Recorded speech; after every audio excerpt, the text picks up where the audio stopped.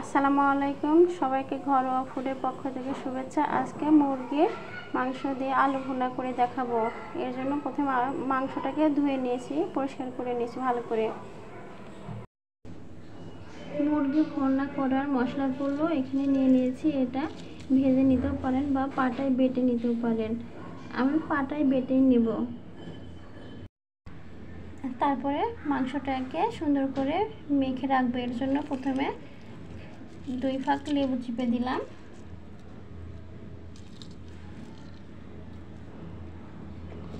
লেবুটা চিপে দেওয়ার পর এর মধ্যে শুকনো মরিচের গুঁড়া দিয়ে দিলাম 1 চামচ, হলুদের গুঁড়া 1 চামচ, লবণ 1 চামচ, গোলমরিচের গুঁড়া 1 চামচ দেওয়ার পরে সরিষার তেল দিয়ে দিলাম 2 চামচের মতো। এখন মাংসটাকে সুন্দরভাবে মেখে রাখবো। মাংসটা মাখানো হয়ে গেছে। এখন মাংসটাকে 10 মিনিট রেস্টে রেখে দেব। চুলার উপর একটা প্যান বসিয়ে দিয়েছি। এর মধ্যে প্যানটা গরম হয়ে গিয়েছে। এখন তেল দিয়ে দেব পরিমাপ মতো। তেলটা গরম হয়ে গিয়েছে।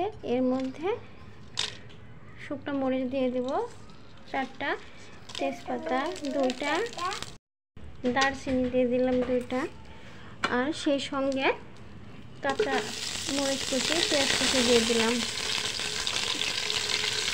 এগুলোকে 2 মিনিট ভালো করে ভেজে নেব। 2 মিনিট পর ফিরে আসলাম। এখানে বেটে রাখা রসুন, পেঁয়াজ, আদা দিয়ে দিলাম। সেই সঙ্গে মশলা বাটা ছিল চিকেনে দিয়ে দিলাম। এটাকে 2 মিনিট, মশলাগুলোকে আবার 2 মিনিট ভেজে নেব। 2 মিনিট পর ফিরে আসলাম। এখানে মরিচ, লবণ আর হলুদ গুঁড়ো অ্যাড করব। করে এর মধ্যে সামান্য পরিমাণ পানি দিব। দিয়ে 5 মিনিট মশলাটাকে আবার ভেজে নেব। মশলাটা কষানো হয়ে গিয়েছে। এখন এর মধ্যে মেখে রাখা মুরগির মাংসগুলো ছেড়ে দেব। মুরগির মাংসটাকে সুন্দর মতো মশলার সঙ্গে মিশে কষাই নেব। কিছুক্ষণ পর চলে আসলাম। মাংসটা আর বলক উঠে গিয়েছে। এখন মাংসটার মধ্যে কিছু টমেটো অ্যাড করব, আর সেই সঙ্গে মুরগির চিকেনের চাট মশলা 1 চামচ দিয়ে দেব।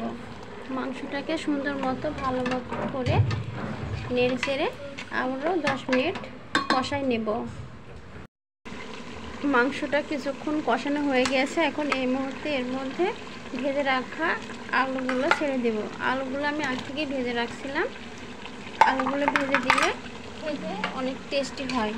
এখন এটা সুন্দর মতো নেড়ে ছেড়ে মাংসটাকে ভালো করে আলুর সঙ্গে কষাই নেব।